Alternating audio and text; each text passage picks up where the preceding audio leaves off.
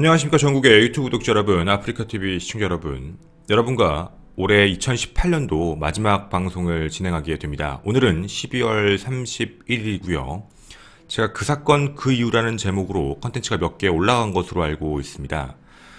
2018년도의 방송 마지막을 어떤 내용으로 준비할까를 생각을 좀 많이 하고 있다가 저희가 결정을 내린 내용이 바로 부산 신혼부부 실종 사건입니다. 처음에 방송을 하고 난 이후에 많은 분들이 계속적으로 질문을 주셨었고, 그리고 이 뒷이야기에 대해서도 매우 관심이 있으신 분들이 많으셔서 저희도 그 이후에도 계속적으로 정보를 수집하고 확인을 하고 있었습니다. 그리고 이제 여러분에게 이 내용을 제가 2018년 진행한 방송들의 마지막으로 정리하는 게 맞겠다라는 생각에 이 내용을 전달해드리고자 합니다. 오늘 이 내용은 조금 구체적으로, 그리고 좀 새로운 시각의 접근을 좀 해보고자 합니다. 물론 저희들의 이야기가 100% 맞다고 얘기를 하는 건 절대로 아닙니다. 다만 조금 생각을 다르게 해봤을 때 이렇게 얘기해보는 게 어떨까라고 생각을 해주시면 더 좋겠습니다. 현재 이 사건은 콜드 케이스로 분류되어 있습니다. 즉 미제 케이스입니다. 그것도 최근에 발생한 미제 사건으로 아직 그 해결의 실마리가 보이지 않고 있는 사건이기도 하죠. 때는 2016년 5월 27일 밤 11시 31분입니다. 부산 수영구 광안동에 있는 한 아파트에서 당시 34세 연극 배우 최성희 씨는 밤늦게까지 아이들에게 연기를 가르친 뒤 늦은 귀가를 하게 됩니다. 그렇게 도착한 아파트의 15층에서 내리게 되는데 마지막으로 확인된 게 11시 31분 아파트의 엘리베이터 CCTV였습니다. 동갑내기 최 씨의 남편 김 씨는 당시 자신이 동업으로 운영을 하고 있던 식당에서 지인들과 술자리를 갖고 있었는데요. 그 술자리가 파한 뒤 김 씨가 아파트에 도착하고 똑같이 CCTV에 찍힌 시각은 4시간이 지난 5월 28일 새벽 3시 45분입니다. 바로 이들 부부가 보였던 모습이죠. 그렇게 5월 28일 새벽 3시 45분 이후 이 신혼부부는 집에 함께 있게 됩니다. 하지만 이게 마지막 모습이었습니다. 그 이후 현재까지 2년이 넘는 시간 동안 이들 부부는 그 누구에게도 모습을 드러내지 않고 있는 상황입니다. 결혼 6개월 차 부산 신혼부부 실종 사건이라는 이름만을 남긴 채 우리에게 나타난 현실이었죠. 이 이후에 여러 가지 이야기들이 나오게 됩니다. 여러분도 알고 계신 내용 중에 남편에게 어떤 여자가 있었다. 그리고 그 여자와 어떤 원한 관계가 있었다. 유력한 용의자일 수 있다. 이런 여러 가지 이야기가 나오게 됐고, 당시에 경찰도 참고인 신분으로 여러 번 소환 요청을 했습니다. 하지만 그 소환에 응하지 않고 있던 걸로 확인되었고, 결국 경찰은 지금 현재 피의자 신분으로 전환한 상태입니다. 즉, 당시에 참고인으로 조사해서 확인하고자 했던 그 새로운 여성 한 명, 그 여성이 끝까지 나타나지 않는 문제와 그동안에 있던 정황과 증거를 미루어서 피의자로 전환을 했던 거죠. 더불어 인터폴에서도 적색수배 요청을 내리고 현재 준비를 하고 있다가 체포가 된 상태입니다. 현재는 법적 진행 중이고요. 이 법적 송환 절차가 끝나게 되면 한국으로 송환을 하게 됩니다. 일단 우리가 궁금한 건 바로 이 부분입니다. 어떻게 피의자 신분으로 전환됐을까 합니다. 일반적인 아무런 근거가 없는데도 불구하고 그냥 피의자 신분으로 전환할 수 있는 건 아니거든요. 지금부터 그 근거에 대해서 이야기를 좀 드리고자 합니다. 일단 첫 번째입니다. 실종 신고에 대한 부분을 얘기를 좀 드리겠습니다.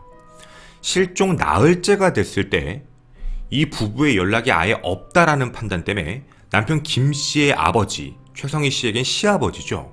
신고를 하게 됩니다. 그 신고를 받고 출동했던 게 바로 소방대원이었는데 집이 되게 이상하다라고 판단을 했던 겁니다. 되게 아끼는 강아지는 집에 혼자 덩그러니 있었고, 그리고 집안에 설거지도 안 된 상태였고, 무언가 집이 어질러펴져 있는 모습은 아니지만 두 사람 다 사라진 상태였던 겁니다. 뭐 유서라던가 혹은 뭐 다툼, 싸움, 아니면 혈흔 이런 흔적도 아무것도 없었거든요. 더불어 장을 본 것 같은 그 어떤 장 본 거에 대한 물건도 식탁 그대로, 우유도 밖에 그대로 있었다라고 당시에 소방대원이 얘기를 하게 됩니다. 평상시에 타고 다녔던 차량도 주차장에 그대로 있었고, 더불어 휴대전화도 다른 시각의 다른 지역에서 확인이 되게 됩니다. 남편의 핸드폰은 부산에서, 아내의 핸드폰은 서울 광진구에서 확인되게 됩니다. 더불어 집을 나가면서 지갑과 노트북, 여권까지 챙겨나간 정황에 대한 의문점도 존재했던 거죠.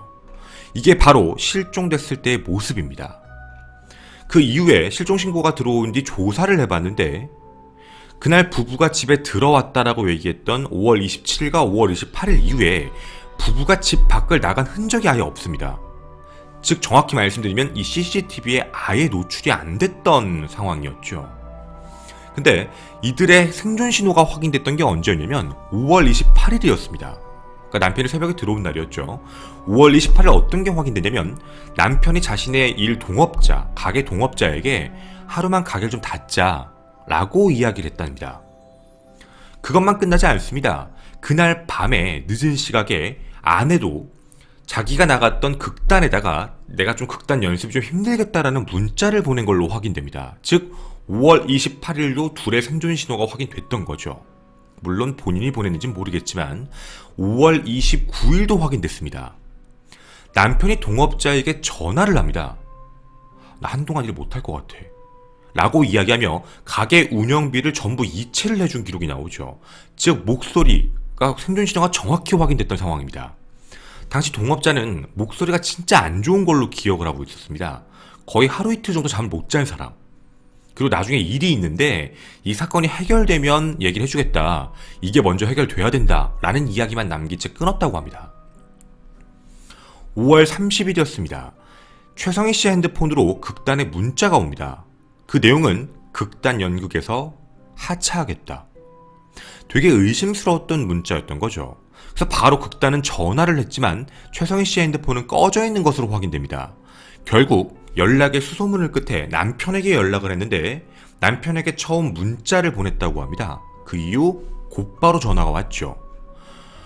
최성희 씨가 먹는 약에 대해서 얘기를 하며 약 때문에, 우울증 약 때문에 더 이상 극단 같은 걸 못 나가게 됐다. 5월 30일 전화한 그날 병원에 함께 있다, 입원한 상태다 라고 이야기를 했던 겁니다. 그런데 5월 30일 날 위치 추적을 해보면 이 두 사람은 집 근처에서 위치 추적이 확인됩니다. 그 집 근처에 있는 모든 병원을 찾아봤지만 입원 기록조차도 없던 상황이었죠. 아까 말씀드린 대로 마지막 신호는 남편은 부산의 기장군, 그리고 아내는 서울 강동구, 천호동 쪽에서 마지막으로 신호가 확인됩니다. 자, 여기까지 여러분에게 말씀을 드렸던 실종 이후의 날짜별에 대한 이야기였습니다. 저희가 새로운 시각을 좀 갖자라고 한 이유가 있었습니다. 바로 뭐였냐면 첫 번째, 시간에 대한 생각입니다. 시간을 조금 바꿔보겠습니다. 두 부부가 함께 집에 있던 시각은 2016년 5월 27일 밤 11시 30분에 귀가하신 최성희 씨, 그리고 그 이후 4시간 뒤에 귀가한 3시 45분. 그러면 5월 28일 새벽 3시 45분부터 이 둘은 집에 같이 있었습니다. 금요일에서 토요일로 넘어가는 날이었고 당시 이분들의 스케줄로 봤을 때 토요일날 남편은 장사를 했었어야 됐고 아내는 연극 연습을 해야 되는 스케줄이었습니다. 즉 금요일에서 토요일 넘어가는 날 밤 이들은 집에서 함께 있는 상황까지는 우리가 확인이 되는 문제죠. 아내의 입장에서는요, 자면서 기다렸을 가능성과 깨어서 남편을 기다리고 있다가 얼굴을 봤을 가능성이 두 가지가 전부 다 있습니다. 근데 우리가 지금 주목해야 될 점이 뭐냐면 외부의 언론 보도나 여러분 영상을 보거나 어떤 프로그램을 볼 때 우리의 느낌은 다 똑같습니다. 5월 28일 새벽에 이 둘이 실종됐다라고 기억을 많이 합니다. 왜냐면 그게 그럴 법한 게 뭐냐면 5월 28일 날도 연락이 되고 뭐 밖에 있다 어디 있다 이런 연락이 되다 보니까 5월 28일에도 아마 그 당일 새벽에 이분들이 실종된 게 아닐까라는 생각인 거죠. 근데 그 생각을 좀 바꿔보고자 합니다. 설거지도 안 돼 있고 장을 봐온 것도 그대로라는 부분, 정말 이들이 사라진 게 새벽이었을까라는 문제입니다. 이들에게는 실제로 사흘 뒤에 들어온 소방대원이 침입하기 전까지 4일이라는 시간의 텀이 존재합니다. 5월 28일 남편이 동업자에게 보낸 문자만으로 그날 뭔가 나갔겠지, 집에서 사라졌겠지라고 추측하는 거지 5월 28일에도 집에 있을 수도 있었다는 겁니다.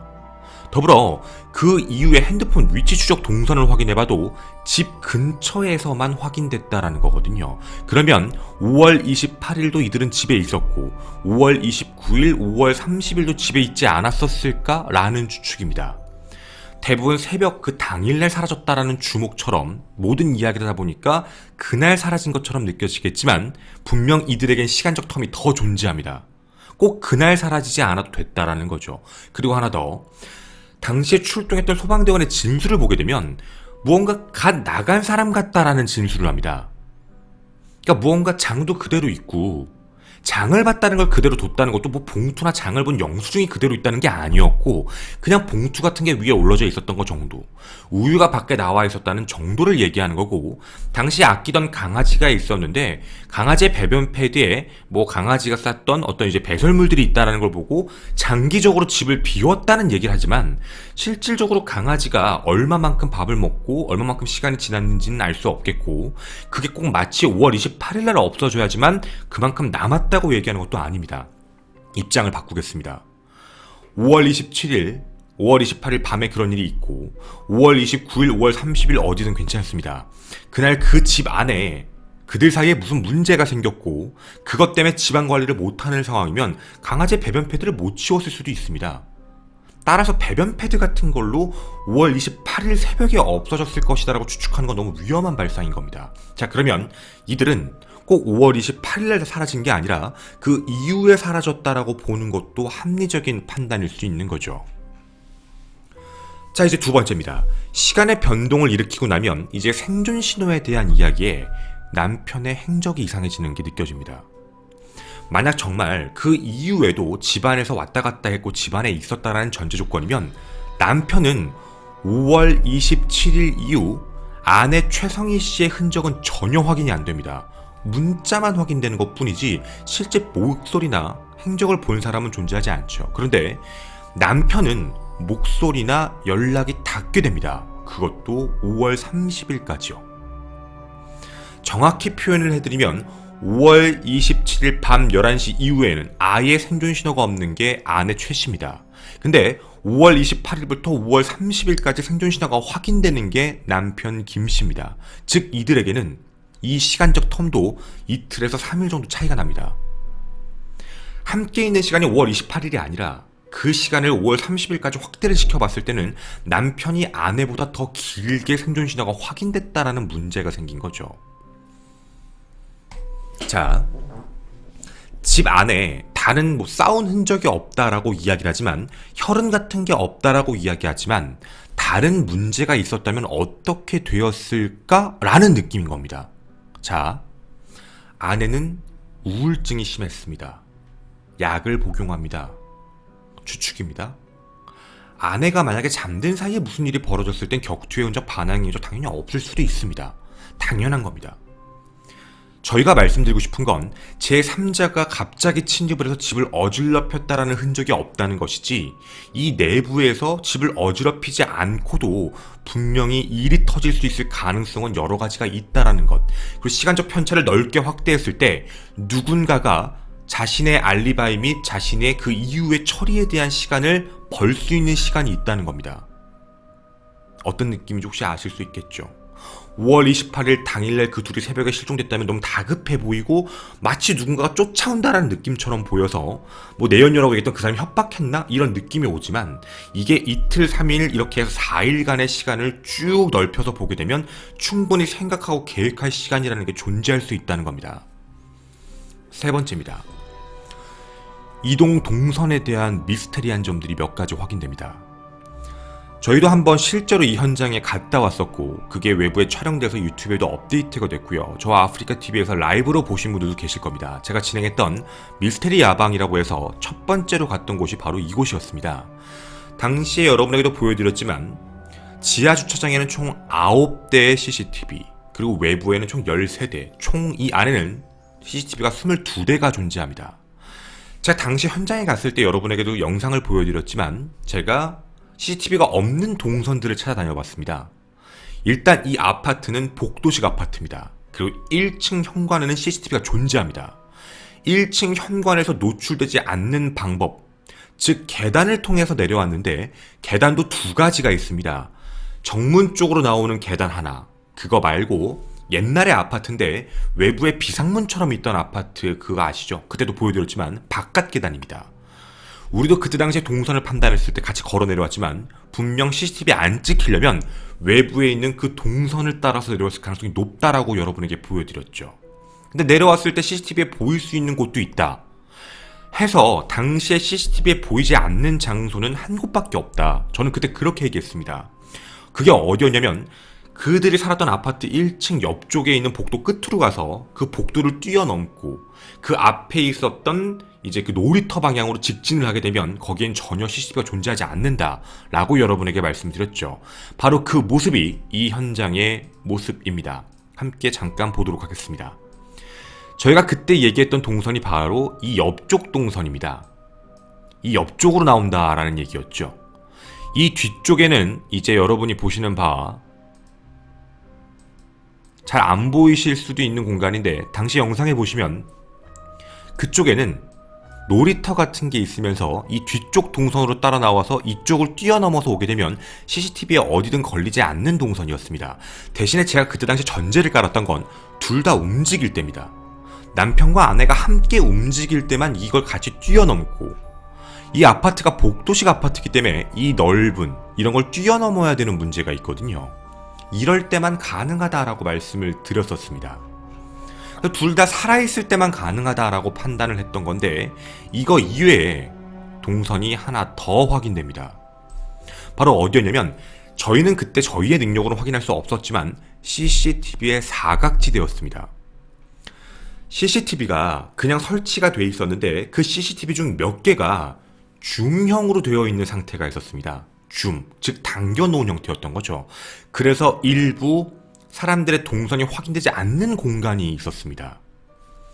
하나가 앞쪽을 제가 여러분한테 얘기한 둘 다 살아서 움직일 때 가능한 이제 어떻게 지역이라고 얘기했다면, 하나는 한 명만 있어도 움직일 수 있는 공간이었습니다. 바로 그때도 촬영했는데 지하로 내려갑니다. 지하 주차장으로 내려가서 뒤쪽 길로 가는 길, 여러분과 제가 그때 당시에도 봤던 길입니다. 아파트 뒷문 쪽으로 나가면 바로 여기 보시는 바와 같이 후문을 비추는 CCTV가 있는데 가까운 밑에 길로 지나가면 보이지가 않습니다. 즉 사각지대입니다. 사실 저희는 생각할 수 없었던 건데 CCTV가 붙어있는 곳 그 밑으로 지나가면 보이지 않는다는 건 육안으로 봐도 확인이 가능한 곳이었죠. 그쪽으로 지나 옆에 5개 주차장이 하나 있습니다. 그 주차장 뒤쪽으로 들어가면 CCTV가 반대쪽을 가리키기 때문에 뒤쪽 문으로 나가는 게 아무 문제가 없더라고요. 즉 이걸 육안으로 확인해보면서 움직여도 저쪽으로 가면 들키지 않을 수 있겠다 라고 보여질 수 있는 공간이고, CCTV도 확인이 다 됐습니다. 줌 당겨져 있고 저렇게 움직이면 사각지대가 맞다. 그리고 저 공간으로 빠져나가게 되면 이쪽으로 이동을 하게 됩니다. 반대편입니다. 이쪽 공간입니다. 여기가 바로 그 5개 주차장 그리고 그 지하고요. 그 지하 문을 나오게 되면 이 문으로 나오게 됩니다. 이 문으로 나오게 되면 이제 방향이 총 3갈래 길로 갈라지게 되죠. 왼쪽으로 가게 되면 CCTV에 노출될 환경이 있습니다. 이쪽으로 하면 CCTV에 노출되지 않고 충분히 이동이 가능한 모습입니다. 자, 여러분에게 말씀드린 대로 아까 저희가 직접 가서 봤던 현장에서 어거지로 움직였다 라고 얘기를 한다면 동선이 둘이 같이 움직여야 되는 동선입니다. 한 명을 들쳐 업고 가는 건 불가능하거든요. 근데 후자라면 한 명만 이동해도 충분히 움직일 수 있게 됩니다. 어떻게 알았을까요? 이걸 어떻게 알고 있었을까요? 자, 저희가 상식적인 추론을 해볼 땐 이 사건이 발생하기 이전부터 불안감을 느꼈던 부부들이 언제든 잠적할 수 있게 CCTV의 동선을 미리 판단했다라고 보는 게 옛날의 추측이었습니다. 그런데 아까 말씀드린 시간의 텀을 깹니다. 무언가 일이 발생했습니다. 시간의 텀을 깹니다. CCTV에 노출되지 않아야 합니다. 자신의 차량을 타지 않아야 됩니다. 마치 실종처럼 사라져야 됩니다. 카메라의 위치를 확인해야 됩니다. 시간의 텀이 28일 새벽에 사라졌다고 하면 그것도 위험한데 28일이 아니라 29, 30일까지 시간을 확대시키면 이들이 정말 집안에 존재했다면 이들은 이걸 확인할 수 있는 시간까지 분명히 있었다는 겁니다. 이 전의 결과로는 굉장히 무리수죠. 기존부터 준비했다는 사람치고는 너무 태어난 모습이었다지만 이걸 역으로 이야기해 27일, 28일, 29일, 30일 전부 집안에 있었다. 그 집안에서 일이 발생했고 그 안에서 내가 어떻게 시신 처리를 할까? 사람 처리를 어떻게 하지? 어떻게 하면 실종이 되지? 이런 생각을 하면서 집 주변을 돌아보며 어떻게 빠져나갈지를 생각했을 시간까지 얘기한다면 전자보다는 지금 말씀드린 후자가 훨씬 더 납득이 쉽습니다. 전자는 준비해야 된다는 느낌이지만 후자는 충분히 발생 이후에 할 수 있는 상황이거든요. 자, 그리고 네 번째입니다. 아내 최성희 씨는 우울증약 복용 중입니다. 그 이유가 있었습니다. 바로 남편의 내연관계 때문에였죠. 유력 용의자 바로 윤 씨입니다. 남편이 휴대전화를 2대를 보유한 것으로 확인되는데 하나를 바로 그 윤 씨와 연락을 했다고 합니다.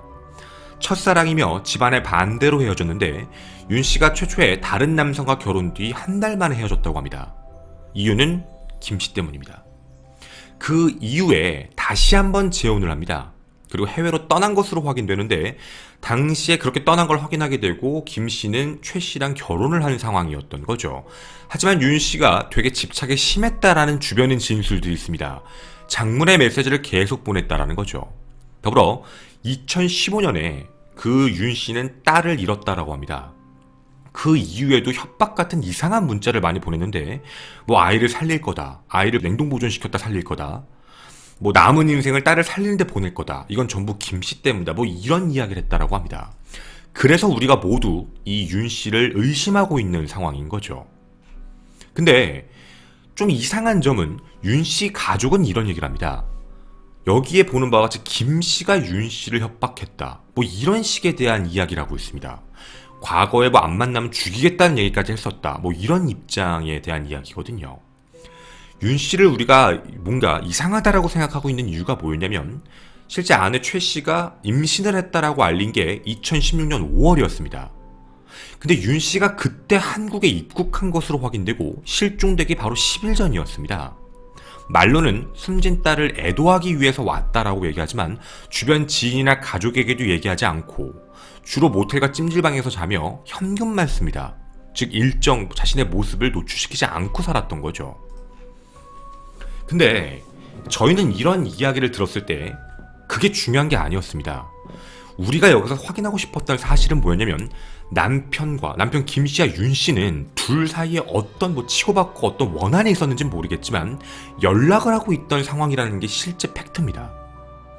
그 이 둘 심리 상태는 우리에게 중요하지 않습니다. 심리 상태라는 건 자기가 주변 사람들한테 얘기하는 입장이기 때문에 윤 씨의 입장에서 자신의 가족에게 얘기하는 것과 김 씨의 입장에서 자신의 지인들에게 하는 이야기를 100% 신뢰할 수는 없습니다. 제일 중요한 건 이들은 실종 때까지 서로 연락을 하는 연락 매체가 있었다는 겁니다.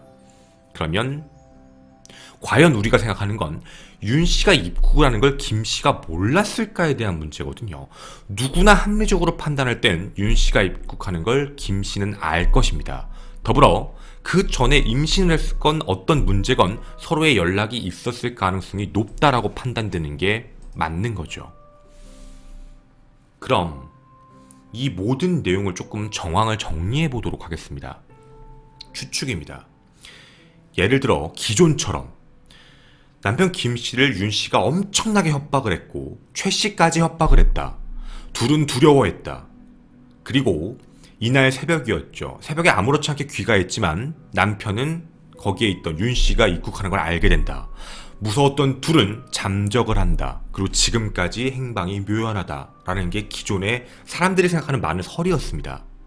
근데 이건 우리가 상식적으로 판단해봐도 말이 좀 이상한 게 그런 식으로 따지면 애초부터 이들은 동선도 판단을 끝내놓은 것, 자기들이 실종이 되기 위한 동선도 다 따놨고, 그리고 굳이 윤 씨가 입국해서 죽인다라고 얘기를 했다면 경찰의 도움을 받을 수도 있고 가족들의 도움을 받을 수도 있는 문제인데도 불구하고 이렇게까지 행동을 할까? 여러 가지 의문점이 남았던 경우의 수였습니다. 그런데 이걸 시간적 트릭을 깨고 5월 28일에 사라진 게 아니라 5월 28일, 29일, 30일도 전부 집에 있었다라는 가정. 그리고 어느 순간 이들은 빠져나왔다. 함께 빠져나왔는데 둘 다 의식이 있는 상태에서 혹은 둘 다 의식이 없는 상태에서 나왔다. 그런데요, 둘 다 의식이 없는 상태에서 나오기엔 매우 위험합니다. 둘 다 의식이 있거나 둘 중에 한 명이 의식이 있는 상태, 한 명은 없는 상태일 확률이겠죠. 그런 상태에서 나왔다 라는 가정을 깐다면, 그런 예를 든다면 그렇게 해서 함께 나왔고 그 이후에 사라졌다. 그리고 그 시기가 윤씨와 엇갈린다. 그러면 둘 다 살아있는 상태에서 없어졌다 라고 보는 것보다 둘 중에 한 명이 살아있었다라고 봤을 때 그게 최씨와 김씨 중에 누구일 가능성이 높을 겁니다. 당연히 가능성이 높은 건 김씨죠. 남편의 입장입니다. 아내 최씨는 어떻게 됐을지 상황이 생존 신호가 28일, 정확히는 27일 이후에 아예 없는 상황인 겁니다. 여러분에게 안내해드린 시간의 트릭을 깨고 위치에 대한 이제 CCTV에 대한 동선을 깨고 그리고 당시에 남편과 윤씨는 계속 연락하고 있었다라는 이 세 가지의 이야기가 종합됐을 때 우린 어쩌면 굉장히 불편한 진실을 맞이해야 될지도 모릅니다. 믿고 싶지 않지만 어쩌면 상황이 이쪽으로 가면 조금 더 현실적인 입장으로 오고 미리 준비하지 않아도 그 이후에 준비를 할 수 있는 상황적 시간도 있었다라는 부분까지 여러분이 생각하실 때 과연 이 사건이 어떻게 진행되었다고 보십니까? 기존의 의견이 틀렸다는 게 아닙니다. 하지만 지금 이 상황이 조금 더 어쩌면 합리적일 수도 있지 않을까라는 생각입니다. 여러분에게 전달해드린 올해 마지막 이야기, 부산 신혼부부 실종 사건, 그 사건 그 이유에 대한 얘기였습니다. 감사합니다.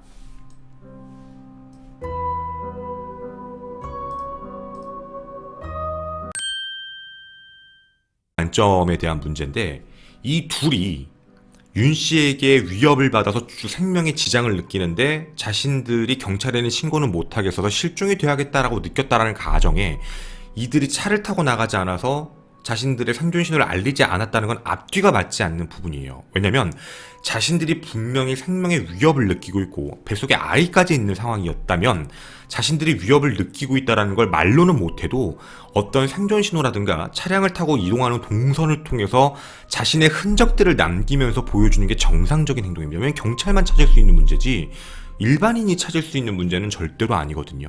그렇게 놓고 봤을 때 일단 이 둘이 살아서 둘 다 함께 움직였다라고 보는 건 좀 위험하다라는 부분이에요. 둘 다 함께 움직였다. 그러면 둘 중에 한 명만 움직였다라고 보게 되면 과연 누가 더 가능성이 높을까죠? 최 씨만 움직이고 남편은 의식이 없었다? 앞뒤가 안 맞아요. 뭐가 안 맞냐면 윤 씨와 연락에 대한 문제도 안 맞지만 생존 신호가 안 맞아요. 5월 27일 밤 11시에 CCTV 상으로 확인된 게 최성희 씨의 마지막이지 그 이후에 생존 신호를 믿을 수가 없어요. 남편은 28, 29, 30 생존 신호가 확인돼요. 목소리가 확인됐기 때문에. 그러면 남편은 30일까지도 분명히 살아있었다는 거예요. 30일까지 살아있었다는 남편, 생존 신호가 확인 안 되는 27일 이제 저기 아내 최 씨. 이렇게 놓고 봤을 때 이 둘이 지속적으로 집 근처에서 그 핸드폰 위치 추적이 확인됐다라고 얘기하면 집에 있었다고 보는 게 맞는 거죠. 그리고 집 안에서 일이 터졌고 그걸 어떻게 수습을 해야 될지를 28, 나 그래서 오늘 하루 가게 쉬어야 될 것 같아. 다시 다음날 전화해서는 야 이거 안 되겠다. 나 좀 오래 쉬어야 될 것 같아. 행동 패턴이 그렇다는 거예요. 당일날은 오늘만 쉬자 라고 얘기했지만 다음 날은 이거 좀 일이 크니까 야 이거 좀 한동안 쉬어야 될 것 같아. 일을 좀 내가 정리해야 될 게 있을 것 같아. 라는 식의 전화를 했다라는 부분이 이렇게 매치가 되는 부분인 거예요. 남편이 연락을 그렇게 했으니까 28일 당일에는 오늘만 쉬자. 이틀 뒤에는 30일 날은 가게 좀 오래 쉬어야 될 것 같아. 이런 식의 접근을 했다는 걸 보면 당연히 충분히 의심이 가고 이상하다라고 판단하는 게 남편 쪽으로 치우치는 게 사실이에요. 남편이 좀 뭔가 행동이 이상한데? 무언가 조금 패턴도 이상하고 말투도 이상하고 무언가 고민한 흔적? 살아있으면서 고민한 흔적. 그럼 가장 의심이 가는 곳이 한 곳이에요. 기장군. 남편은 왜 기장군에 갔을까요? 남편이 간 그 기장군의 그 기장군이라는 위치가 가장 의심이 가는 장소기도 하고요.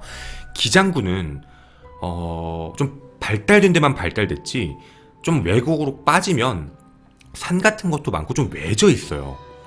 그래서 실질적으로 거기가 가장 의심스러운 장소예요. 거길 왜 갔을까? 그래서 사실 만약에 그런 문제라면 첫 번째로, 그리고 이제 두 번째는 아내의 핸드폰, 남편 핸드폰이 기장군에서 이제 신호가 끊겼고 아내 핸드폰이 서울에서 끊겼거든요. 근데 이게 시간적 편차는 와서 간 거예요. 그러면 사실 기장군이 왜 들렸을까는 어느 정도 추측은 가는 정도. 그리고 서울에 갔을 때 누구와 접촉했을까? 그것도 어느 정도 납득이 가는 상황이에요. 그래서 이렇게 얘기했을 때가 조금 더 합리적. 그러니까 우리가 예전에 이 사건을 맞이했을 때 되게 신비롭고 미스테리하다라고 느꼈을지 모르겠지만, 이상한데 라고 느꼈을지 모르겠지만, 이렇게 말을 이어가면 어느 정도 생각할 시간과 준비할 시간이 있었고 그런 연락도 했었고, 기존에 우리가 봤던 범죄자들의 패턴과도 비슷한 행동처럼 움직였다라는 부분이에요. 다만 이 사건이 해결이 안 되는 이유는 남편이 확인이 안 되는 점, 그리고 이제 그 윤 씨가 확인이 안 되는 점, 이 정도예요. 참고로 윤 씨가 국내에 입국을 했을 때 1,000만 원 정도의 현금을 가지고 들어온 것으로 확인이 됩니다. 1,000만 원. 근데 그 1,000만 원 정도의 현금 중 뭐 그걸 펑펑 쓴 게 아니라 대부분 모텔이나 아니면 찜질방에 거주하면서 돈을 그렇게 많이 쓰지 않았어요. 1,000만 원이라는 돈이 왜 필요했는지는 모르겠지만 어찌되었든 1,000만 원을 갖고 입국을 했고, 정확히는 와서 1,000만 원을 갖고 있었고, 그 1,000만 원의 돈에 아주 극히 일부만을 썼고 나머지 돈은 어떻게 됐을까에 대한 부분이에요. 진짜 정확하게 말씀드려서 흔적을 뭔가 안 남긴다 뭐 한다라고 보기보다도 돈이 있는 사람이었거든요. 돈을 얼마 안 쓰고 다시 간 거예요. 그 돈을 어디에 썼을까에 대한 의심점도 남는 상황입니다. 실질적으로는 말이죠. 네, 그래서 여러분에게도 전달해드린 그 사건 그 이유에 대한 이야기고, 이 사건은 현재 재판 중이기 때문에 송환 절차가 확정이 나면, 그러면 현재 우리나라에서는 피의자 신분이기 때문에 아마 송환이 될 것으로 추측은 됩니다. 참고인일 때는 송환하기가 쉽지가 않은데 참고인 신분이 아닌 피의자 신분이기 때문에 아마도 범죄자 인도가 돼서 한국에 들어오게 되면 정말 길면은 3년 정도 걸린다고 얘기하는데, 아마 늦어도 2021년 안에는 한국에 들어와서 일이 좀 마무리가 되지 않을까라고 생각을 하고 있습니다. 이제 사실 남는 경우의 수는 두 가지밖에 없어요. 이거 진짜 그냥 남는 경우의 수니까 그냥 얘기를 드릴게요. 남는 경우의 수가 뭐냐면, 첫 번째는 남편이 이날 술 먹고 들어왔어요. 남편이 아내에게 뭔가 28일 당일날 새벽에 촉발 요인이 터져서, 일이 터져서 28일날 친구에게 야 하루만 쉬자 라고 얘기했고, 일요일까지는 쉬니까 근데 그때까지도 해결 방안이 안 나와서 좀 당분간 쉬어야 될 것 같아, 일을 해결해야 될 것 같아 라고 이야기를 한 그 상황에 계획이 이런 거예요. 그러니까 예를 들면 어떻게 6일을 하고 어떻게 해야겠다 해서 이제 어떻게 보면 이제 내연녀죠. 그 윤 씨를 만나야겠다라는 게 첫 번째입니다.